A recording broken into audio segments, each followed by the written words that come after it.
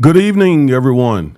This is Pastor and Attorney Augustus Corbett, and I'm back with you with another exciting and informative conversation. This time, we're going to be talking about racial justice and the church. And I have an exciting guest to help us have that discussion. Should the church just be focused on soul winning, or should the church also be focused on racial justice?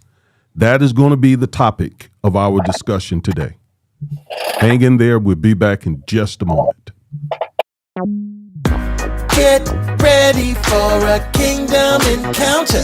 Kingdom of God, justice and righteousness. A kingdom encounter. Teaching believers, training leaders, transforming communities. It's a kingdom encounter.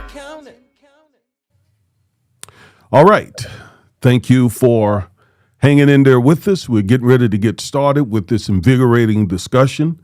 Today, I have the pleasure of having Bishop Joseph Kidwell. Bishop Joseph Kidwell. Bishop, how are you today, sir? I'm doing fine. Thank you, sir. All right. It's such an honor to have you as we discuss this very, very important topic. We are in some very critical times, and I wanted to have you on because I believe your perspective is somewhat unique, very much in line with Scripture, but unique. And so before we get started, let me give you a proper introduction. Bishop Joseph Kidwell is a native of Indianapolis, Indiana. He was converted to Christ as a senior in high school and received the baptism in the Holy Spirit 8 months later. Thank God he's a Spirit-filled Christ follower. While attending Ball State University in Muncie, Indiana, he surrendered to God's call on his life and to preaching the gospel and transferred to Central Bible College in Springfield, Missouri, where he graduated with a BA in Bible. In 45 years of ministry, Bishop Kidwell has served as an assistant pastor for a year, full-time evangelist for 15 years, and a senior pastor for 26 years. Currently, he serves as the pastor of Greater Grace and Deliverance Ministries in Fort Pierce, Florida, a church he and his lovely wife founded in 2014. Bishop Kidwell is an ordained bishop with the Christ Dominion International Fellowship. Outside of his local pastorate, Bishop Kidwell serves as a board member in his local chapter in the State Board of Faith in Florida, an affiliate of Faith in Action, a multi-faith organization dedicated to advocating for social, racial, and economic justice. Praise God. Bishop Kidwell is supported in the ministry by his loving wife, Lydia, a native of Trinidad. Together they have 4 children, Akia, Stacy, Chamika, or Kamika. I believe it's Chamika. He'll tell me in just a moment. And Alaya. I could be mispronouncing that too. He'll tell me in just a second. Additionally, they have 5 grandchildren. So let's get the names correct here, Bishop. How do I pronounce? Is it Chamika and Aaliyah? It's Akil, Stacy, Shamika, Aaliyah. Oh, I was close. Very, very, very close. All right. Thank you very much for that. Well, again, welcome to the show. Thank you, sir. How was your day so far? Very busy. All right. So we got a lot to talk about and a little bit of time to talk about it. So I guess we'll jump right in. I gave you a formal introduction, but why don't you tell us a little bit about yourself, the things that this intro didn't bring out? Just kind of introduce yourself a little bit. I've been in the ministry for over 40 years, both as a full-time evangelist and as a pastor. I'm involved in my local community. I became involved in Faith in Florida back about 5, 6 years ago. And we are a growing organization. We actually helped to get Amendment 4 passed here in the state of Florida, which allowed convicted felons the right to be able to get their vote back, to have their rights restored. I'm very excited about our work with Faith in Florida. My wife and I founded this church from the ground up. We have no family here. We started a church with nobody. My church has been built by me knocking on doors, doing personal evangelism. Our church is located in the poorest community of St. Lucie County, Florida. And but the Lord has helped us. The Lord is helping us. Amen. I got noticed that your audio was not very good, but I made some changes on my end, and I think it's much better. Much better. All right. You were, or you are still, affiliated with the Church of God? No, sir. No, I left the Church of God 20 years ago. Okay. So the Church of God sort of gave you your spiritual foundation, I guess we could say. In the ministry, correct. Yeah, I was a Church of God minister for 24 years. Okay. Excellent. And now, what did you do while you were in the Church of God? I was assistant pastor 1 year. I was a full-time evangelist for 15 years, serving as state evangelist for Indiana, South Georgia, and Florida. I'm the only white minister to ever work under the all-black jurisdiction in the state of Florida, where I served as state evangelist. I was a pastor for 1 year and was on the state youth board there as well. So when you got to Southeast United States of America, coming from Indiana, I presume that was a little bit of a cultural shock, maybe? Tremendously. I grew up in Indianapolis, which is large metropolitan city of 1.2 million people, and then I moved to Tifton, Georgia, where I'd been assigned to be state evangelist, and it was a night and day difference. And this was 1984 through 1989, and racially, it was a night and day difference. I was shocked. I mean, we have rough neighborhoods in Indianapolis, but to see people living in lean-to shacks, across the road from people living in mansions, it was a real shock. And how was it in terms of, well, of course, there's racism everywhere, Indianapolis and Georgia and New York and Seattle and everywhere. But I presume there was some difference in the type of racism you saw in Indianapolis and what you saw in Georgia and Florida and so forth. It was, at least in the 80s. I don't know what kind of a change there's been since then. But yeah, in the 80s, it was blatant, in your face. Well, where I'm from, it was more subtle, undercover. But it was blatant and in your face racism in South Georgia. Okay. And now, in terms of we've talked a little bit before tonight's discussion, so I know a little bit about your journey.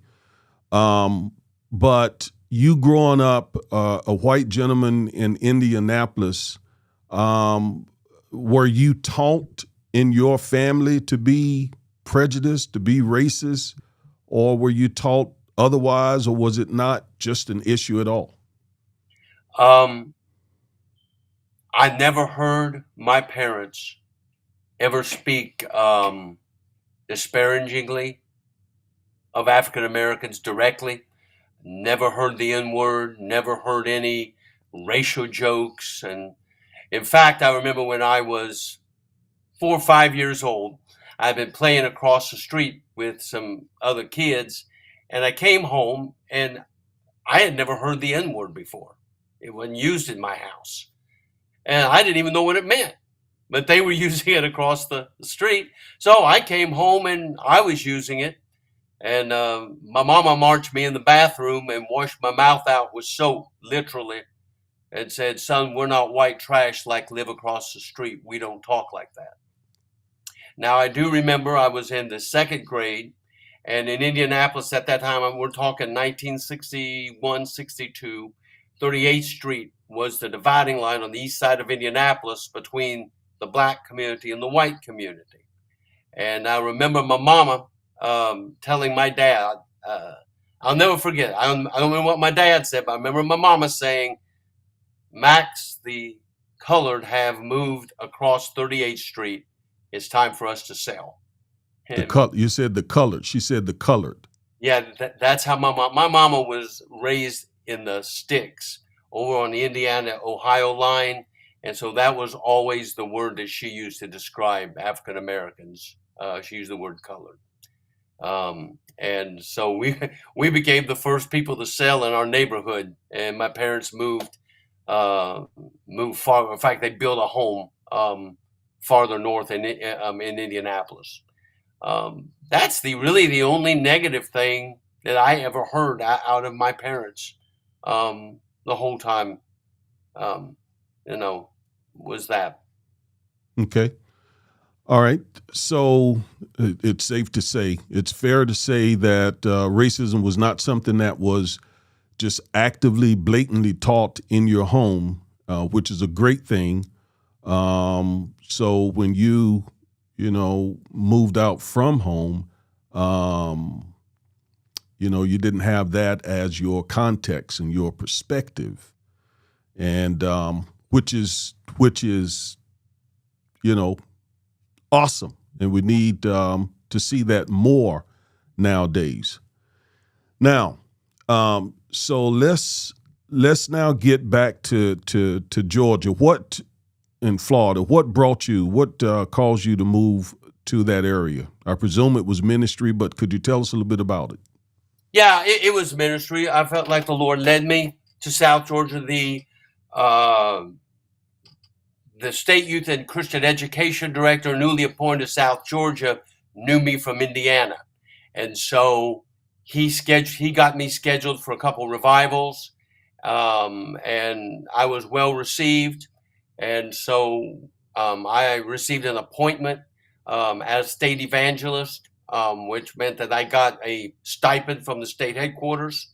And so we relocated from Indianapolis to Tifton, Georgia.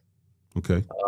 Which is about 50 miles north of Valdosta, maybe about 70 miles north of the Florida-Georgia line on I-75. That's Okay. how I got to Georgia. Okay. Now, you told me a story about once you were about to preach for a church, a predominantly African-American church, and they were going to put you in a hotel, but that it didn't go that way. Could you tell us that story? I was most of the time at that time at Church of God, I was used to staying either with the pastor or with members. It wasn't the custom at that time in most churches to put an evangelist up in a hotel. So that's why I was used to, and I really I've never liked staying by myself in a hotel in a strange city. So I like to be around people. So I had scheduled a revival in St. Mary's, Georgia, which St. Mary's is just on the other side of the line from Jacksonville, Florida.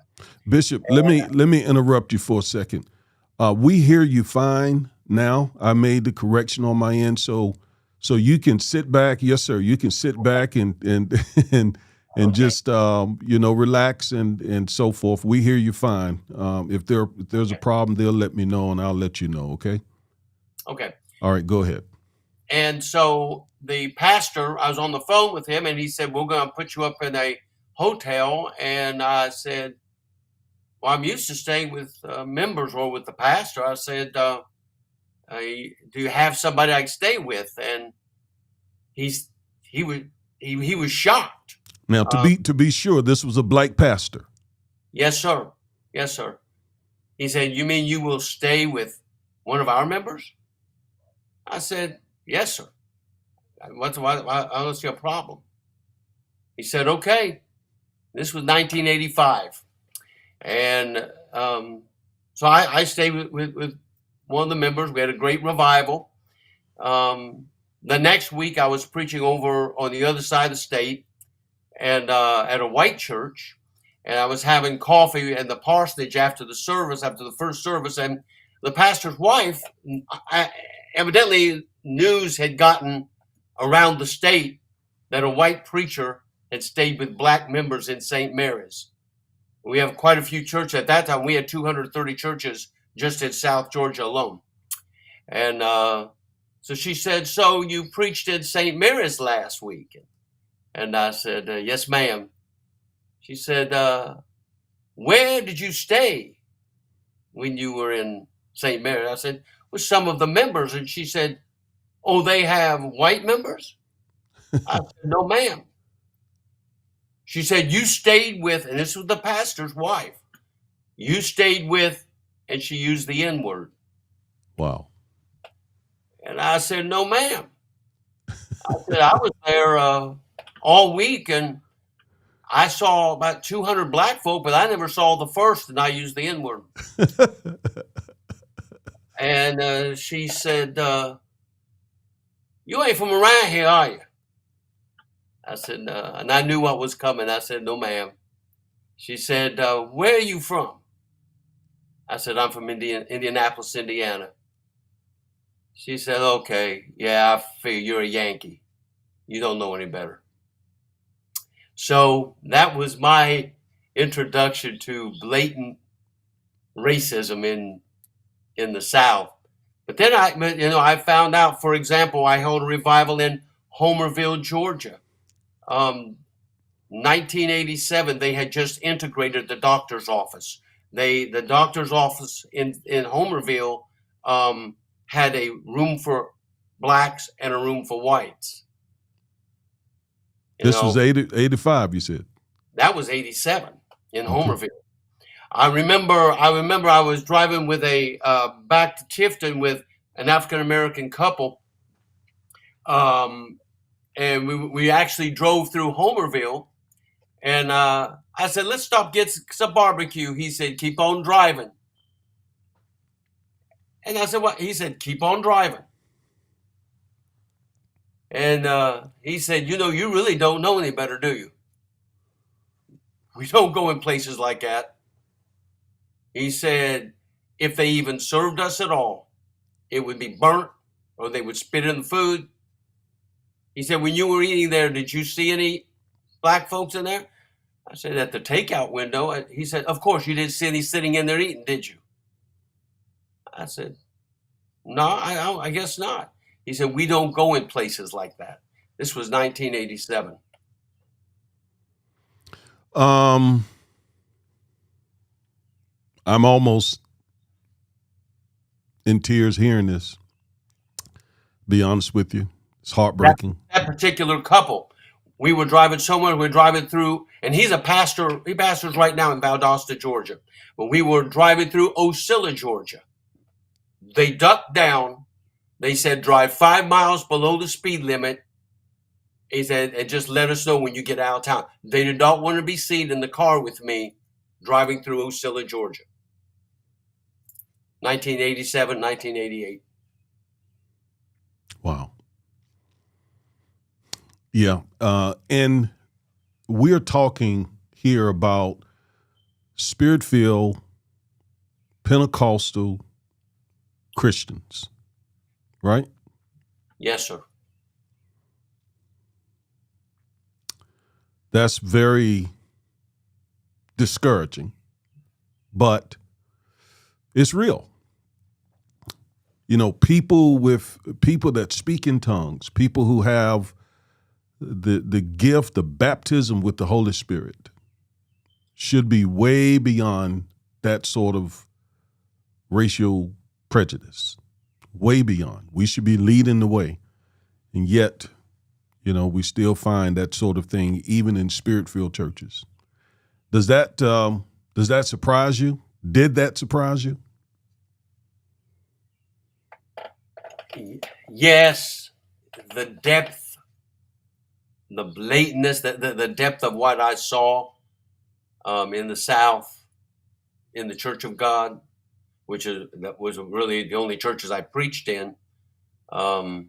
Yeah, because where I'm from in the Midwest, perhaps they had some of the same attitudes, but it just wasn't just blatant and just was not talked about so freely, at least where I'm from. Wow. Now, were you ever called in lover by some of the white brethren? I found out that behind my back, that was my nickname, the Yankee in lover. It never really affected me as far as being able to schedule meetings because they would schedule me. And their attitude toward me, because I'm from the North, was I'm just stupid and don't know any better. Had I been one of them, had I been a Southerner and done what I did, I would have been blacklisted. So they kind of looked over it and excused you because you were, quote, a Yankee, close quote. Yeah, I'm just ignorant and don't know any better. We got some folks who are commenting here, Bishop. Someone asked the question, and we'd like to acknowledge some of the comments, so long as they're respectful and so on. But someone says, have you checked in on your old neighborhood lately? And goes on to say, Indianapolis, Indiana is among the U.S. cities with the highest homicide rates. There were a total of 216 murders reported in the city in 2020, or 24.3 for every 100,000 people.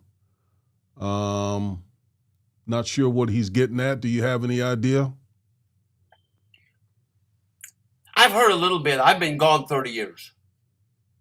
So that's just where I was raised. I've been gone 30 years.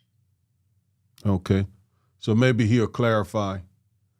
So behind your back, your nickname was In Lover, and that was because you treated African Americans respectfully, you walked in love, you were basically not racist toward blacks, and for that became what you were named as. And in fact, you said because you're originally from up north, they just kind of overlooked it and said, "Hey, he wasn't raised here, so he doesn't know any better." So what were they getting at that you don't know any better? I mean, what don't know any better? What didn't you know? What didn't you know? A lot of people, at least at that time, I can't speak for now, but at that time, they've never been up north. All they have are preconceptions.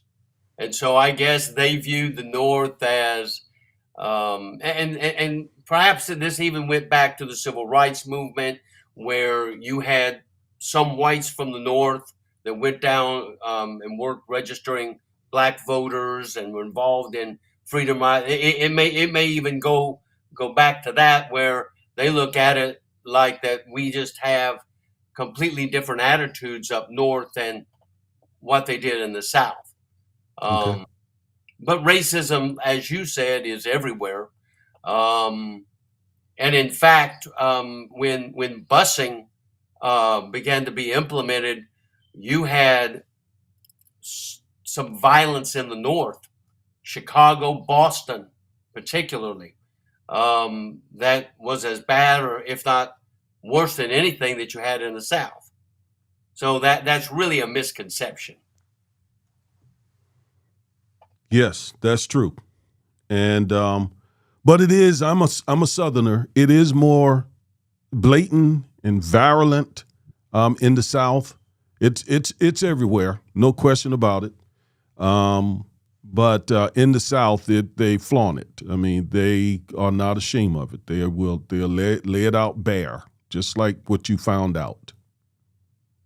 Just like what you found out. All right, now,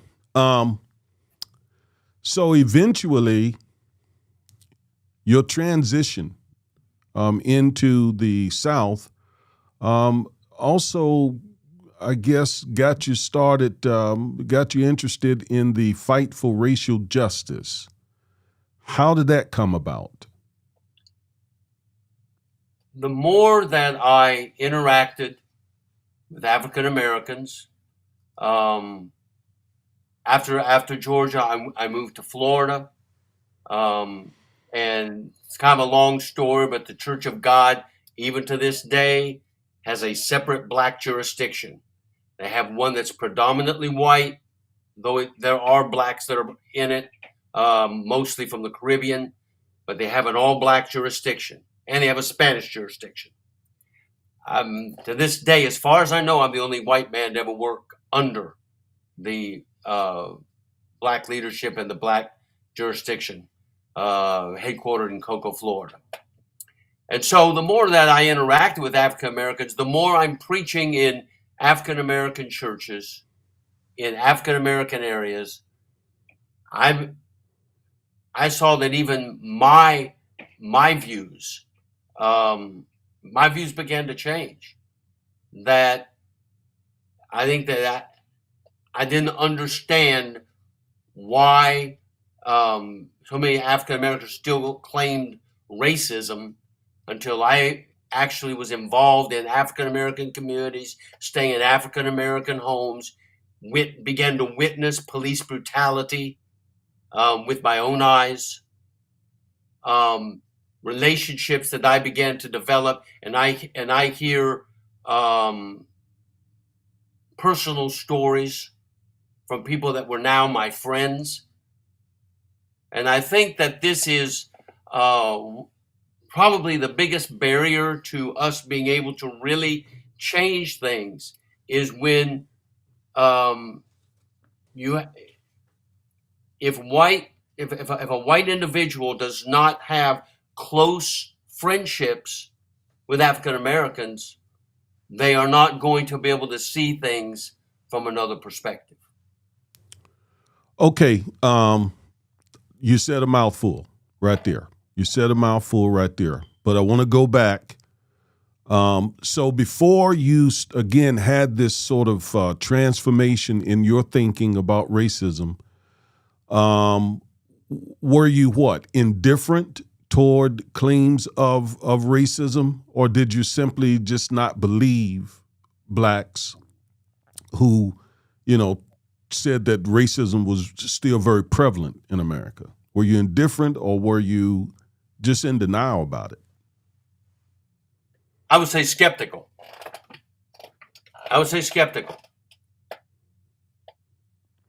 All right, and by that you mean, I mean your attitude was like, I don't know. I mean, are you guys making this up, or you making it a bigger deal than it really is? Is that what you mean when you say skeptical? Yes, sir. When you've got something like on film, like the Rodney King incident in Los Angeles, I think that at least me, I tend to view these incidents as isolated incidents rather than something that's common.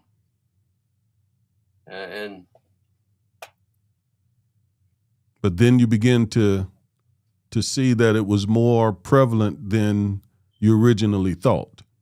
Absolutely. I mean, you're not going to, for example, as whites, we're taught to respect the police. We're taught that they are the good guys. We're taught a very high view of the of law enforcement.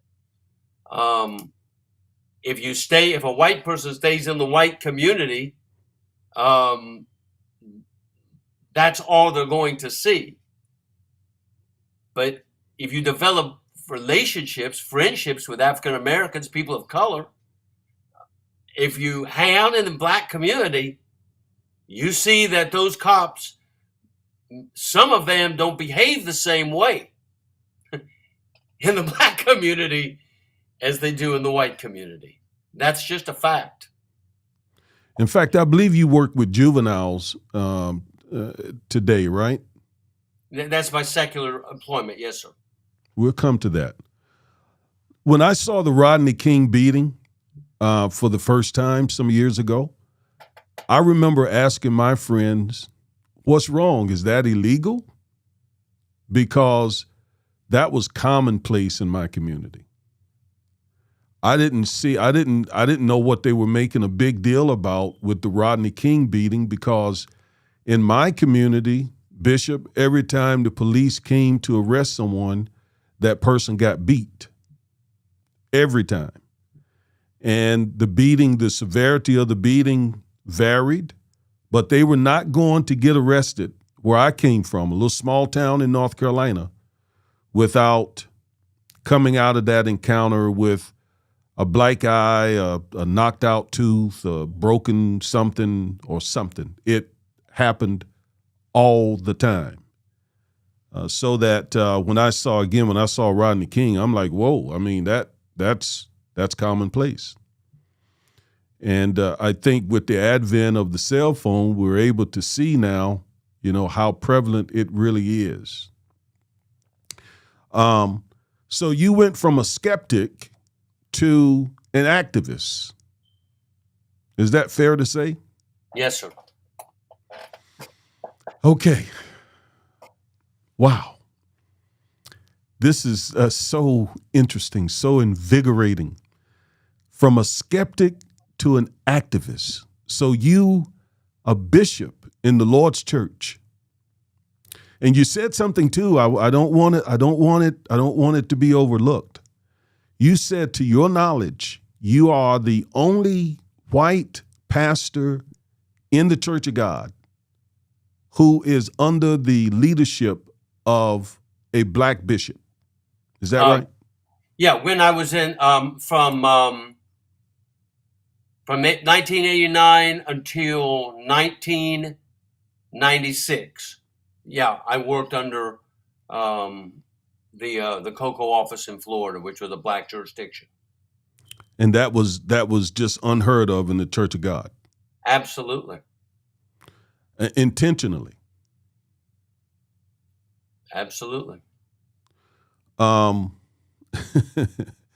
it's still a big deal today, not just in the Church of God, but you still see today a lot of white Christians who are not willing to serve under or to be in a black church. We still see a lot of that today. Now, the very opposite is we see a lot of that. That is black Christians under white leadership. But the other way around, you don't see it often. Now, I told you briefly the last time we talked about the church that we planted back in North Carolina and how we started the church, and we, in this little small town, we look up and we got a lot of whites who are coming to our church and becoming members of our church in a small town where there was a whole lot of this racism as well. Yet that's what we saw. And we didn't do anything to really make that happen. It was just a work of the Spirit. And so I know what you mean when you say that. And I salute and honor, quite frankly, white Christ followers who, who have no hangups about being under leadership of black people. That says a lot. Talk to me about that.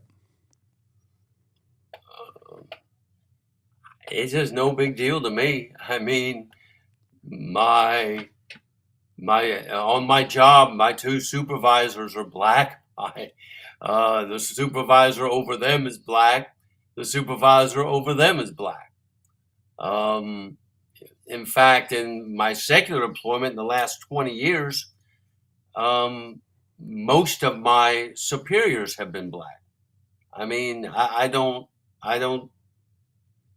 really don't see it as being a big deal. The organization I'm a part of now, my archbishop is black. Wow. Okay. All right. So how did you get here? I mean, how did you get to the point where I believe Jesus wants everyone, and that is to love people, and not be concerned about those people's skin color. Dr. King talked about, folks loving me for my character, not for my color. How did you get there? You earlier said it was relationship. And we know also you grew up in a home where you were not taught that to hate people, to dislike people on the basis of race. In fact, you said your mom taught you that people who thought that way, whites who thought that way, were white trash. Yes, sir. Talk to me a little bit more. Talk to some whites who may be listening, who love God, but still in their heart of hearts, still have some of this race thing going on. How do you get where you are? And correct me if I'm wrong, I believe you are married to a black woman. Is that right? Yes, sir. And you're raising black children. Well, all of our children are grown, but yeah, the oldest is 41.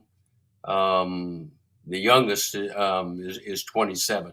Well, everybody's looking at you saying, now, hold on, you don't look old enough to have a 41-year-old child. But talk to fellow white believers out there about how you get there. How do you get to the point as a white American where you just see people as people and you love them the way God says you're supposed to love them? I believe through personal relationship. I have the same sensitivity toward Latinos. The last Church of God I was assigned to in Milwaukee it had formerly been a white church in a Polish German area. The area had changed. Almost all the whites had moved out. The area was now predominantly Latino. My congregation ended up, by the time I was there about 3 years, being over 50% Latino. My assistant pastor, one day a Mexican woman just came walking through the door. I was in my church office, and she told me who she was in broken English, and said, I'm a Church of God minister, Mexico. She started coming to the church, and she was a precious woman of God. She was also undocumented. Her husband, she started bringing people to church. I was in the process of learning at least enough Spanish to be able to communicate. She became my assistant pastor. I made her my assistant pastor. On any given Sunday, I had 2 full rows of undocumented people, mostly Mexicans, in my congregation. Lovely people, some working 2 and 3 jobs. It's so when they are characterized by our former president as rapists and drug dealers, and that's not what I had in my church. And I believe she is now legal in her family, and she still lives in Milwaukee. But when you have a personal experience, and so when people attack immigrants or try to stereotype Latino immigrants, it affects me personally because I have personal relationships. When people attack blacks, and make stereotypical remarks and derogatory remarks, or policies are enacted on a governmental level that disparagingly or disproportionately affect people that I know, people I have personal relationship with. It affects me personally because I have personal relationships. And I think that that's the biggest issue, because whites are the predominant culture. Most whites can go through their life, and if they don't want to, they'll never have to deal with people of color, at least on a close, intimate level. It has to be a deliberate choice on their part. And if they never make that choice, they're never going to be able to see another perspective than what they have in the white world.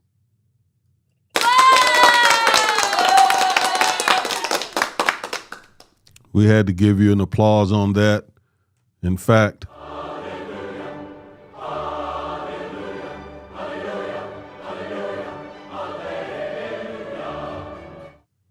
all right. You don't know what you're doing in my heart. I want to bring up a comment here that was made on Facebook, and a dear sister in the Lord, African-American sister, she says in her current church merged with a white church, and the whites ran like roaches. Let me get back to her comment. They told my pastor that they did not sign up to be under black leadership and that they never would. And the sad part is they think that God is pleased with this foolishness. So there you go. So we see this, and what we see from you, I'm telling you, it is just amazing. And I also want to let folks know that you started a Facebook group.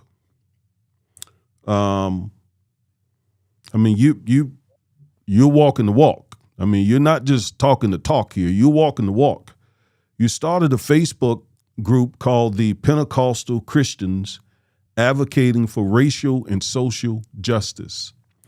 Let me take a second to tell you how blessed I am to have this conversation with you. Because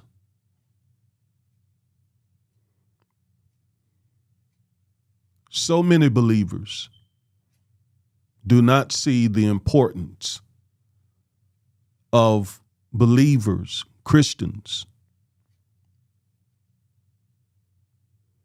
walking out both righteousness and justice, as the Bible says. And a lot of the Christians who don't see that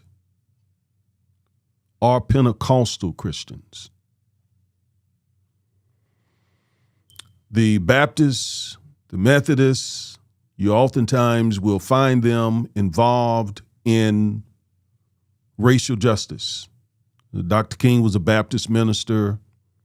Ralph Abernathy, I think, or Joseph Lowry, the late Joseph Lowry, was a Methodist preacher. Many of their white compatriots were denominational preachers, mainline denominational preachers. And by the way, let me say this. White abolitionists were a huge leading factor of ending slavery. White clergy were a big part of what Dr. King and the civil rights movement did in the 60s. So thank God, God always got his witnesses, and you're one of them in this generation. I mean, this Facebook group, Pentecostal Christians, advocating for racial and social justice.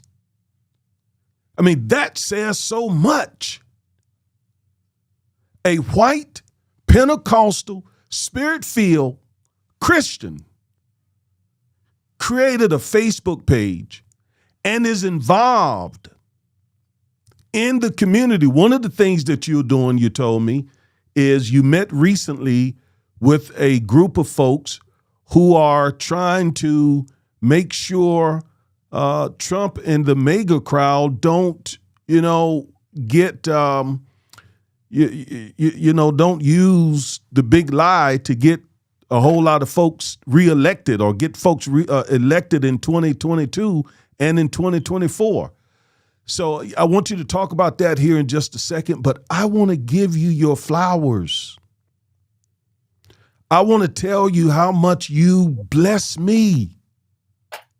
Because, look, so many Christians, as you know, that's why I presume you created this Facebook page. So many Christians, especially Pentecostal Christians, it is all spiritual.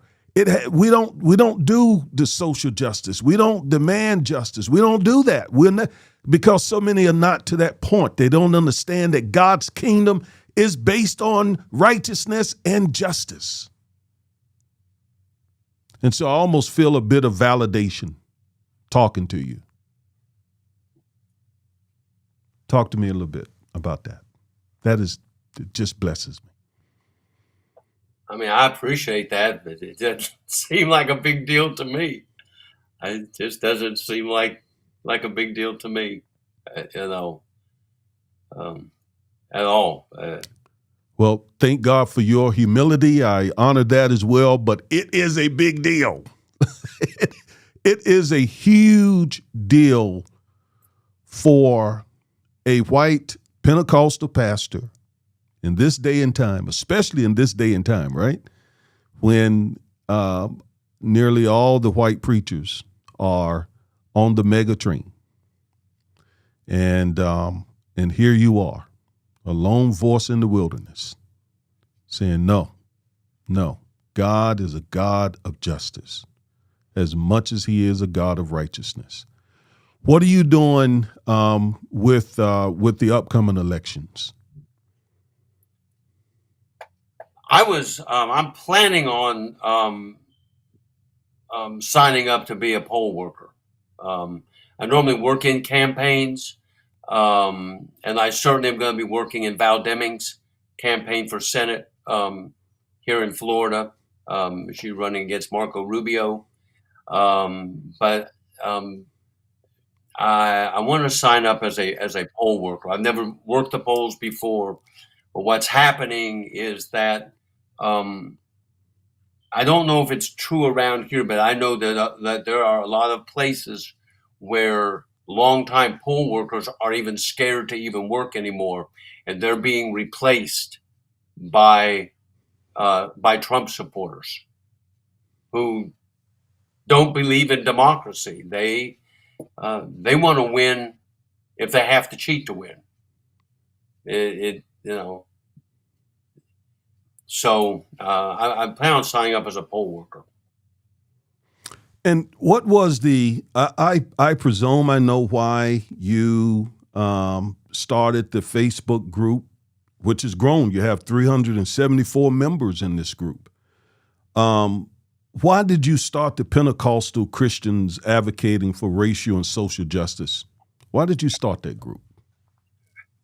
Because there needed to be a group that holds to, at least as a foundation, classical Pentecostalism that believes in justice and believes that social justice is biblical doctrine.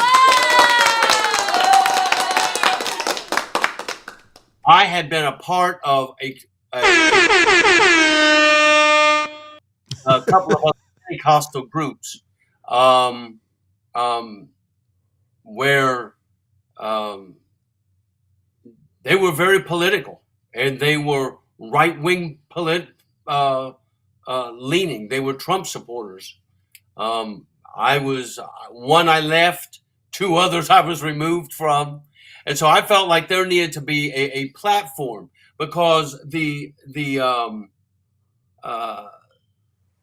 I wanted people to know, because I have a lot of Facebook friends who are not necessarily Christians. I want them to know that not all Bible believing or people who claim to be Bible believing Christians who are white are right wing racists.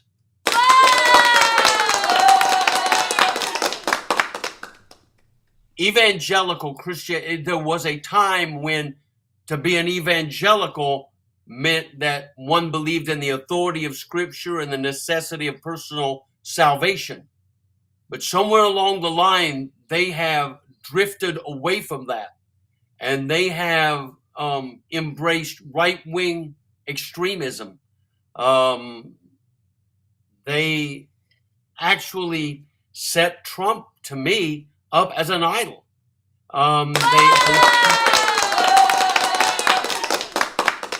They have this attitude that we are under attack as the church and under persecution, and unless we have somebody up there to fight for us, that we're going to be overrun. And that's wrong. We have Jesus, and Jesus is all we need. He is the head of the church, and as far as I'm concerned, it's nothing short of idolatry. Nothing short of idolatry.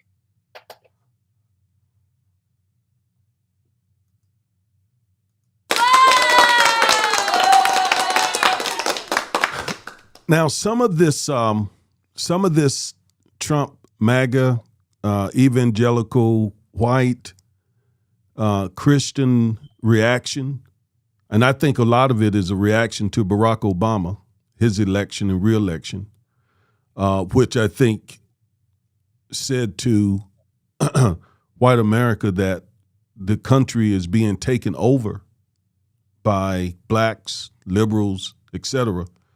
But I want to focus in on whether you agree with that. Do you think that a lot of white Americans are fearful of the browning of America?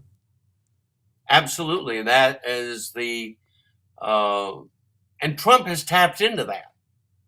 He recognized that, and he tapped into that.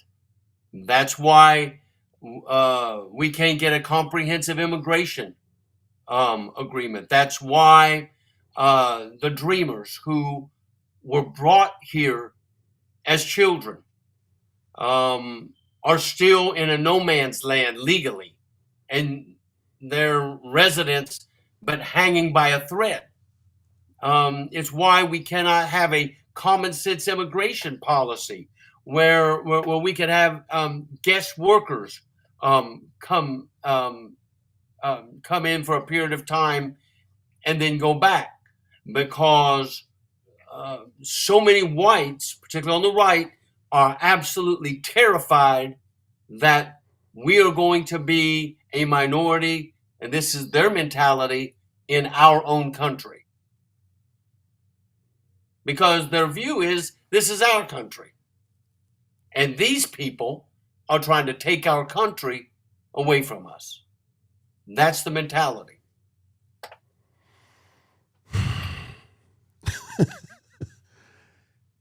You don't share that mentality. Why not? Why don't you have that same fear as a white man? As a white man, why don't you have the same fear that so many other white people in America have, that the country is going to be taken over by blacks, browns, liberals, etc.? I think it's stupid. I just think it's stupid. It's just it's paranoid. See, because most white have never, they're not used to being a minority. That's why, like the lady said, if they're under black leadership, and in fact, if people who are not white begin to grow in a church, the same thing happens as what happens in a neighborhood when people that are not white move in, the whites move out because they are very uncomfortable being in a position where they're a minority. They're used to being the majority. They're used to being, quote unquote, in charge. And so if they are put in a position where they are a minority, most whites, majority of whites, begin to feel very uncomfortable.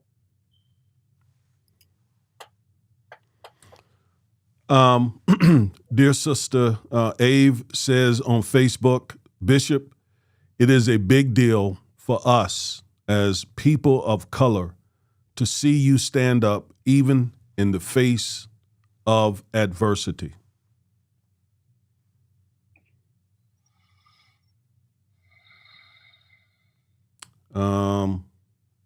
I'm seeing what other comments we have here.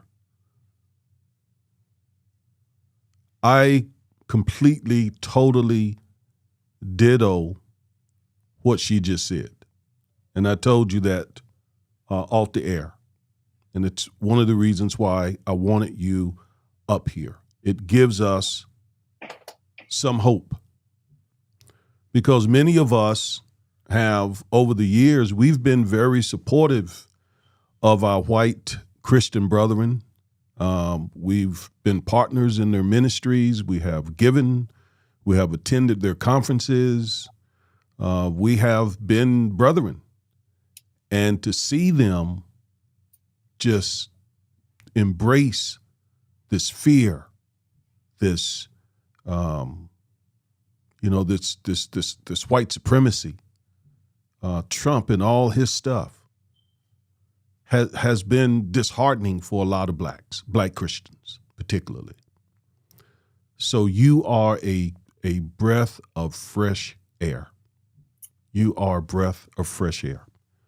Now, we're coming to a close because you're an hour ahead of us. You're on the East Coast.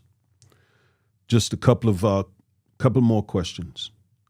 How would you sort of categorize yourself? How would you label yourself?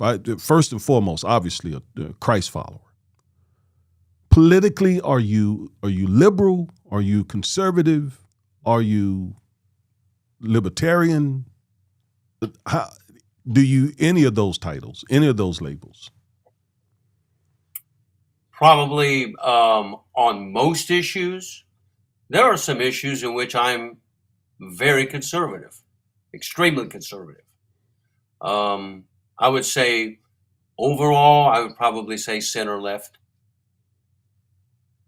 Okay. I'm certainly not. I'm not a progressive. I'd say center left. Okay. All right.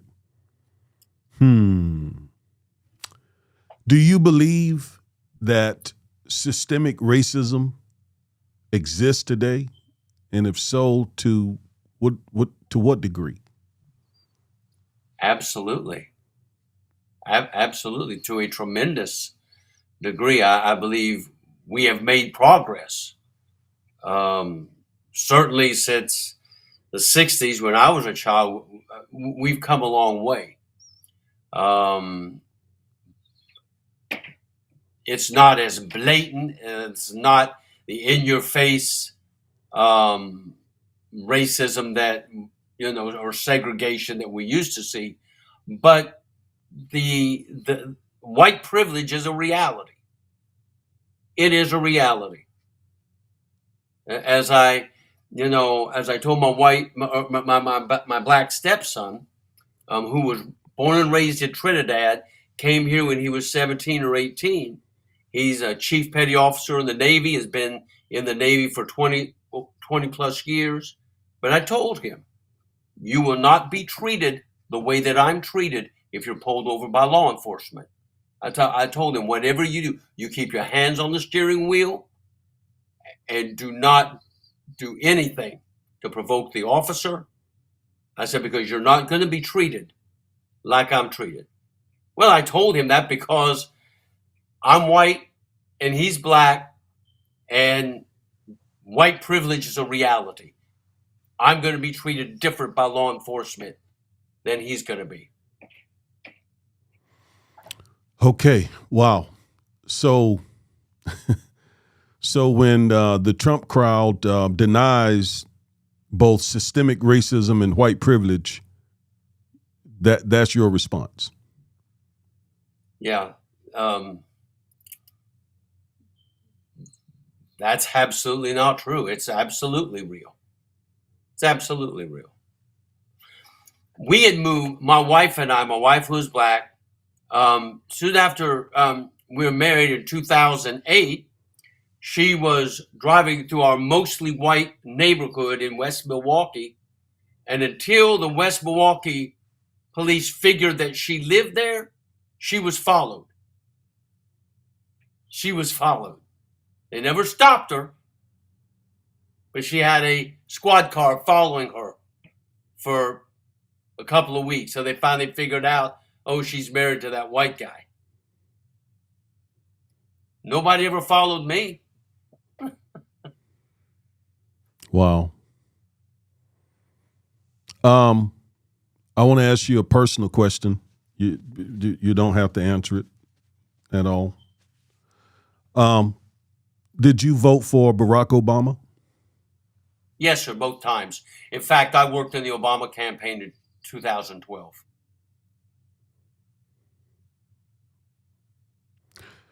I'm having difficulty conducting this discussion because my heart is so swollen with joy. Just hearing your heart. Again, as a white man, as a Pentecostal Christian, where I'm from, there are people there today who still Christians, by the way, Spirit-filled Christians, Pentecostals, who don't believe black people have souls. I told you that story. I had a dear white pastor friend. He and I were compatriots. We both were planting churches back in the area, and he told me, he said, some of the Christians here have told me that they don't believe black people have souls. I mean, this was in the mid-90s. This was not long ago that people were advocating these things. I was invited to preach at a Pentecostal church. I think it was Assemblies of God then. And it was a big deal for the church to invite me to preach because the previous pastor had invited a black pastor to preach, and half the congregation got up and walked out when the black pastor started preaching. So a new pastor came in and he asked me to come. I didn't know any of this history before he asked me. I found out later, actually. Again, this was in the mid-90s. This is real. This is real, and I think voices like yours need to be promoted. People, whites, need to hear from you. Me and other black clergy and attorneys and sociologists and psychologists and whatever can say these things until we're black and blue in the face. But coming from you, it has some power. Because you are one of them, in the sense that you grew up a white man, and here you are saying, no, systemic racism is real. White privilege is also real. So this is just not some black person who is whining about systemic racism. This is coming from the heart of a man that God has touched, obviously. So we're at the tail end of this, Bishop. I got so many more questions, but we got on late, And we got to do it again. We scratched the surface of this conversation. We scratched the surface. We really didn't get everywhere I wanted to go, but I don't want to continue to hold you either. But right on the air in front of everybody, I'm gonna go out here on the limb and just get you to commit to let's do this again in the future. Absolutely. Sure. All right, very good. Let me see if there's one or more comment here before we get off.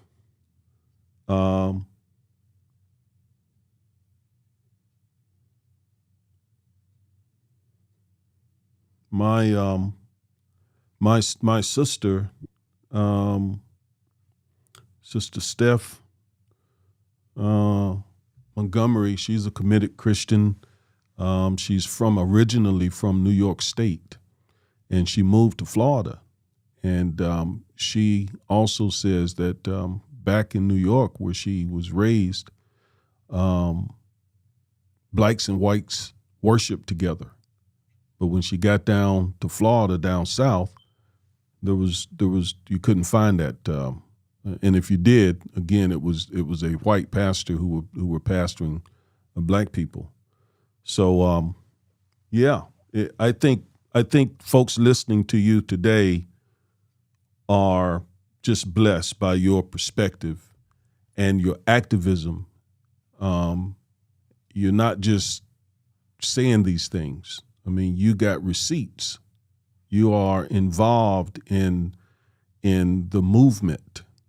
And again, I just want to give you your flowers, and I want to personally thank you for the work that you are doing. So,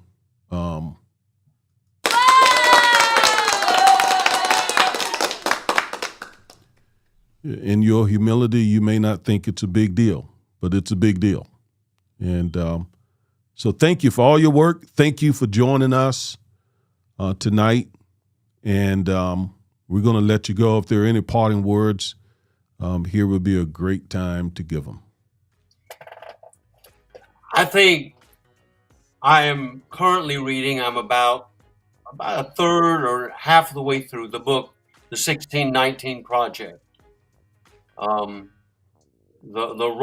The far right, such as Ted Cruz and others, have gone to great lengths to debunk it. President Trump even targeted it. Did you all wait? I got to do something. I'm sorry. Did you all hear that Bishop Joseph Kidwell said that he's reading the 1619 Project, the book? Did you all hear that? Did you hear that? All right, go ahead, Bishop. Everybody, and I'm a student of history. Before I was called to preach, I was an American history major at Ball State University. They never taught me this, and it's factual. She backs it up. They back it up. As far as I'm concerned, it cannot be honestly debunked. Everybody, particularly whites, need to read that book. They need to read that book. And our children need to be taught accurate American history. Accurate American history. That 4 of our first 5 presidents owned slaves. And I appreciated the way that she puts it in her book. She refused to call them plantations. She calls them forced labor camps. And that's exactly what they were. Plantation kind of makes it sound quaint and not all that bad. Idyllic. No, forced labor camps is what they were. Whether it's George Washington, Madison, Monroe, Jefferson, and a number of other presidents, but 4 of the first 5 ran forced labor camps. And you just let that sink in for a moment, because the history that we're taught in schools lifts these people up as heroes. And until I started reading this book, I couldn't understand why. It kind of took me aback why a lot of African Americans were attacking some of the statues of some of these people. And now finding this out, I understand. I can understand why African Americans, they see a statue of George Washington, it's not going to have the same effect as somebody who has not been exposed to the fact that he ran a forced labor camp. Same way with Thomas Jefferson. Same way with James Madison. The same way with James Monroe, and on and on and on. It's an eye-opening book, and everybody needs to read it.